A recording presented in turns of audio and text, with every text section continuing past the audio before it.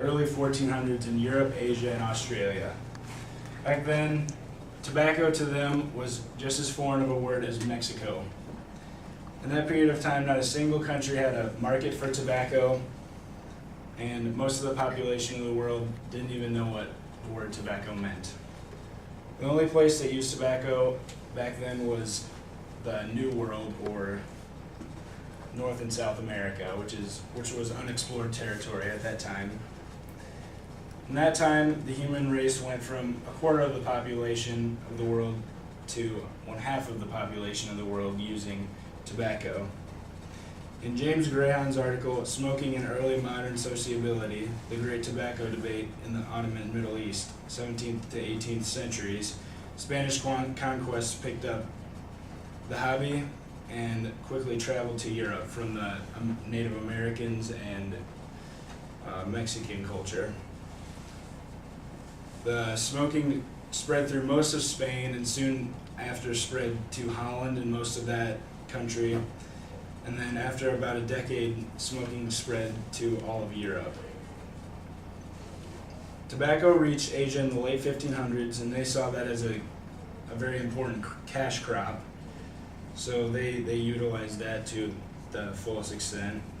Europeans and Asians believed it had healing powers. And as tobacco passed through different cities and regions and religious groups, there was a lot of controversy that followed it. A lot of religious groups thought it was sinful or immoral. And the debate in the Ottoman Middle East over tobacco grew especially fierce. Tobacco overcame entire governments. Governments were overthrown because people wanted to use it and the government was trying to control it. And people in that time period were more cynical about the use of tobacco than they are now.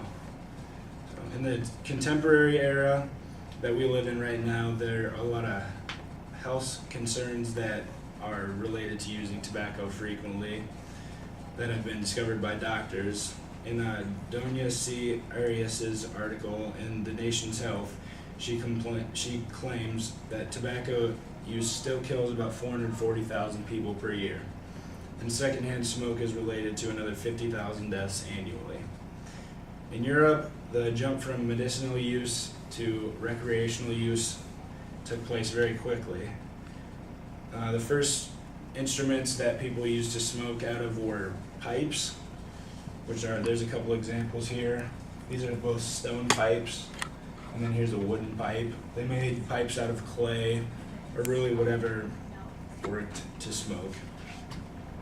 Now, one alternative to pipes was the water pipe or hookah pipe, there's a picture of that right there. An article named U.S. Health Policy Related to Hookah Tobacco Smoking says that the hookah pipe is composed of a head, body, bowl, and hose, and moistened and sweetened tobacco is placed on the head, where the lit charcoal is placed on top of the tobacco, and the users inhale the smoke through the mouthpiece, drawing smoke through the hookah. The hookah pipe was used in the European Middle East quite a bit in the 1700s, but is still used today. The next innovation of tobacco was called snuff. Snuff was established in China early on, and it soon swept through Catholic Europe. In countries such as France, it actually overtook smoking, and there wasn't very many people that smoked, they just used snuff. These forms of tobacco use, including pipes, cigars, and the hookah pipe, ruled over the tobacco world for quite a bit until the 19th century, where cigarettes emerged. Cigarettes would be called the new ruler of modern tobacco. They had they were a mini filtered cigar. So the filter helped to filter out some of the poisonous chemicals and such. Cigarettes were so popular that the majority of Americans took to smoking them. In 2007, nearly 1/5 of all Americans smoked cigarettes, and that number was down about 50% since the 1950s. There are many health risks when it comes to tobacco. The cancer of the mouth, stomach, lungs, throat, heart, and many other organs is at risk, and you might ask why people would still do it if there were so many health risks. Tobacco contains nicotine, which is one of the most addictive drugs on the planet. Nicotine hooks the user to the source of the nicotine to make them want more and more of whatever they're doing to get that little buzz.